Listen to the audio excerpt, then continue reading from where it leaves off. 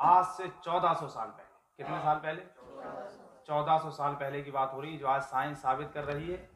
Science मशीनों के जरिए, आलात के जरिए साबित कर रही है, लेकिन 1400 साल पहले जब न कोई मशीन थी, न कोई मोबाइल था, न लैपटॉप था, न कंप्यूटर था, न कोई माइक था, न कोई आला और कोई जरिया था, उस दौर में सरकारे मदीना सल्लल्लाहु अलैहि वसल्लम ने जो कुछ होने वाला था उस दौर में बता दिया था। मैं आपको बताऊं कि सरकारे मदीना ने कैसे बता दिया आने वाले दौर तक की खबर।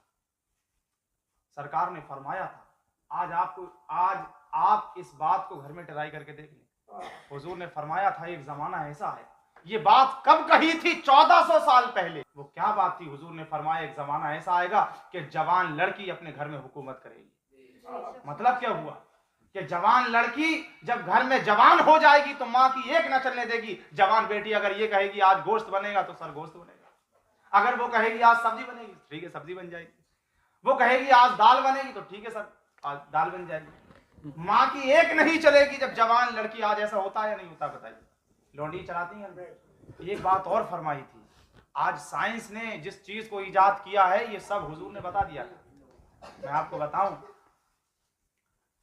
कि अगर कुत्ता जो है किसी प्याले के अंदर मुंह डाल दे, उसको मिट्टी से धोया जाए। किससे धोया जाए? अभी ये साइंस आज बता रही है। कब बता रही है?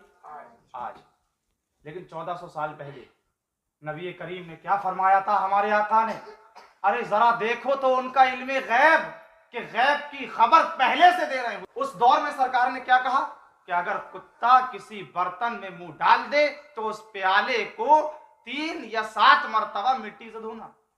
ये कह दी सरकार ने, बात खत्म हो गई। अच्छा, उस जमाने में किसी ने इतना जहन भी नहीं दौड़ाया, बात खत्म हो गई। 1400 साल के बाद साइंस से जब पूछा गया कि भाई तुम ये जो कह रहे हो कि प्याले को 7 मरतबा धोने की जो बात की जा रही है या 3 मरतबा धोने की, वो भी मिट्टी से, आखिर ऐसी क्या वजह है कि मिट्टी से धोने की बात की जा रही है? तो साइंस ने बताया कि जो कुत्ते के कटारू होते हैं वो इतने खतरनाक होते हैं, कुत्ते के जरासीम, कि जब कुत्ता किसी बर्तन में मुंह डाल देता है तो उसके जरासीम प्याले के अंदर मुंतकिल हो जाते हैं, प्याले के अंदर चले जाते।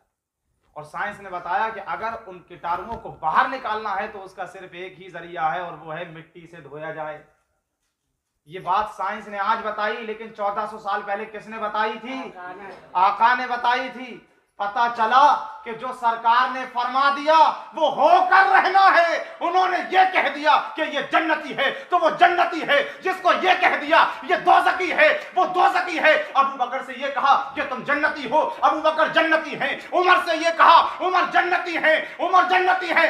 आज का कोई शिया अगर अली की मोहब्बत में ये कहता है कि अबू बकर सिद्दीक गलत हैं तो उसके मुंह पर जूते मारे जाएंगे, उसको गिराकर पीटा जाएगा और कहा जाएगा खबीस, मदीने वाले आका ने अबू बकर सिद्दीक को जन्नती करार दिया। लोग कहते हैं कि भाई हम अली से मोहब्बत करते हैं, दूसरे सहाबा को उल्टा सीधा कह देते हैं।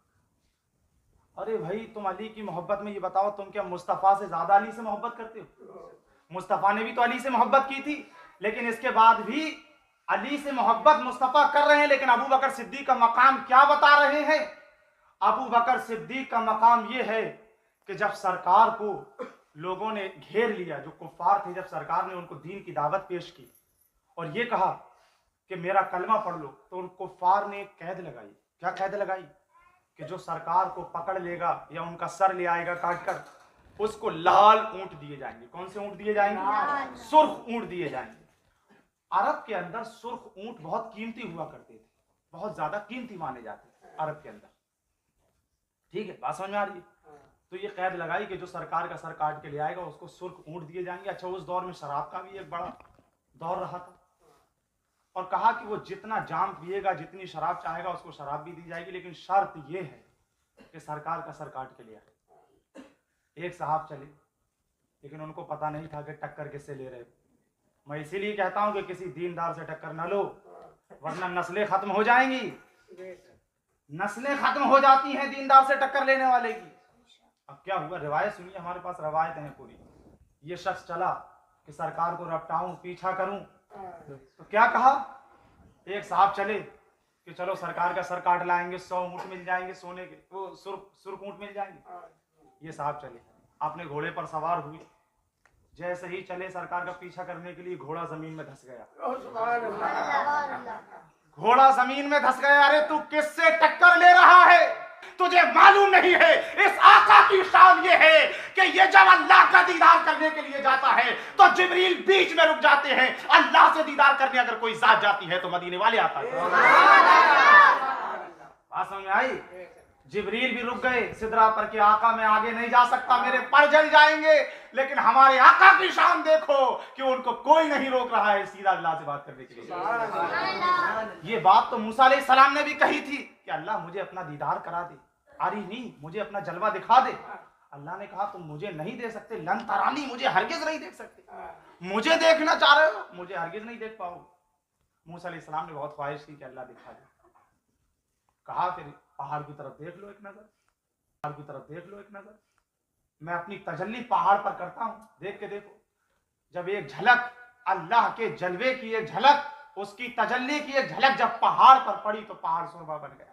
मूसा अलैहि सलाम बेहोश होकर गिर पड़े।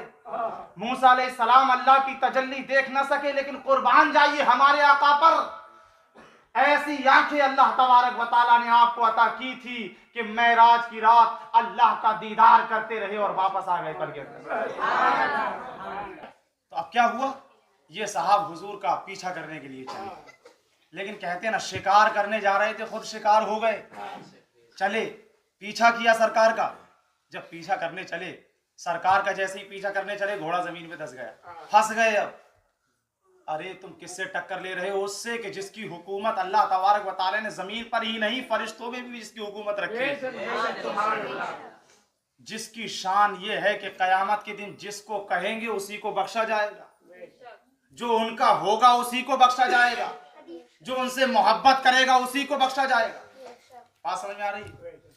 अब जब ये चले और रफ्ताना चाहा, घोड़ा जमीन में धंस गया। अब हुजूर से कहा कि या रसूल अल्लाह दुआ कर दीजिए कि अल्लाह तबारक व तआला मेरा घोड़ा जमीन से निकाल दे, मैं आपका पीछा नहीं करूंगा। हुजूर ने दुआ कर दी। हुजूर भी रहम दिल थे, वो थे कि अगर दुश्मन भी आ जाता था तो चादर बिछा दिया करते, वो थे कि गालियां सुनकर भी दुआएं दिया करते थे।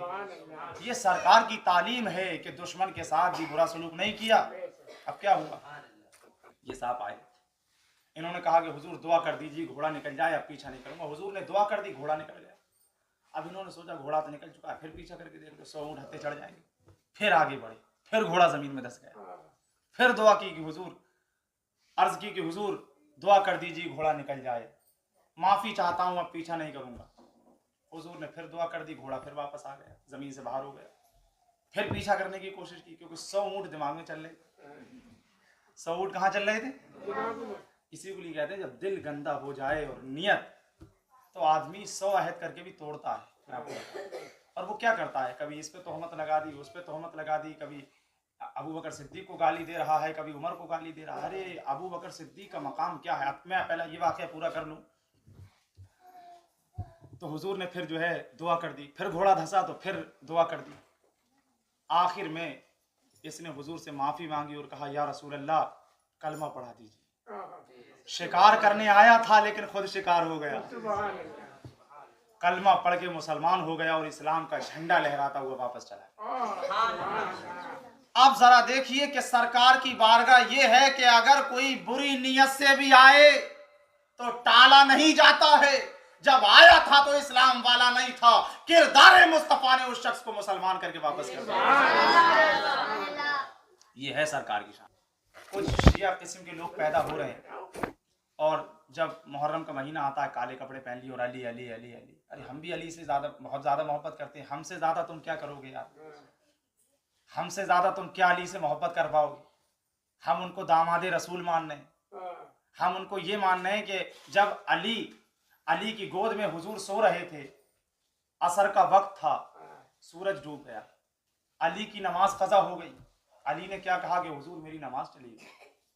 हुजूर ने फरमाया मेरी खातिर नमाज गई है।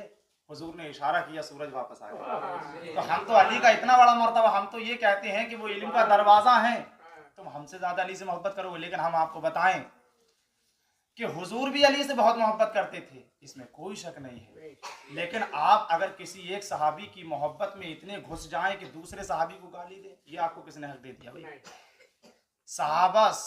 सहाबा हर एक सहाबी हिदायत का सितारा है, जिसके भी पीछे चलोगे हिदायत मिल जाएगी, जिसके भी तरीके को अपनाओगे जन्नत मिल जाएगी, क्योंकि सबका ताल्लुक हुजूर से जुड़ा हुआ है।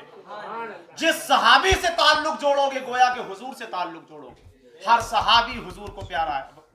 हुजूर की मैं आपको बताऊं, जब कुफ्फार ने हुजूर का पीछा किया, यहां तक कि मैंने आपको बताया ये शर्त लगा दी कि जो हुजूर का सर ले आएगा उसको 100 ऊंट मिलेंगे, तो तमाम लोग हुजूर का पीछा करने के लिए निकले। देखिए सरकार की शान ये थी कि इंसान ही नहीं, मकाम तो सरकार का पत्थर भी जानते थे, पेड़ भी जानते थे कि इस शख्सियत का मकाम क्या है। जब सरकार हजरत अबू बकर सिद्दीक हुजूर के साथ थे, अबू बकर सिद्दीक का इतना बड़ा मकाम, कोई आसान सहाबी है अबू बकर सिद्दीक? बात क्या चल रही है कि जब हुजूर को सताया जा रहा था तो अबू बकर सिद्दीक हुजूर के साथ थे, साथ दे रहे थे हुजूर। एक गार में पहुंचे। गार कैसी थी? एक गुफा, गार के अंदर पहुंचे। अबू बकर सिद्दीक ने कहा कि हुजूर इसी में ठहर लेते हैं। अब गार के मुंह पर जो है काफी जाला वगैरह था, झाड़ियां थी, सफाई की गार के अंदर घुसकर हुजूर को ठहराया। उसमें कुछ छेद थे ऊपर जगह जगह। ये अबू बकर सिद्दीक की शान है। तो अबू बकर सिद्दीक की शान क्या है? अब चले अबू बकर सिद्दीक गार में घुसे। गार में जब दाखिल हुए तो गार के जो मुंह था उसमें छेद थे जगह जगह।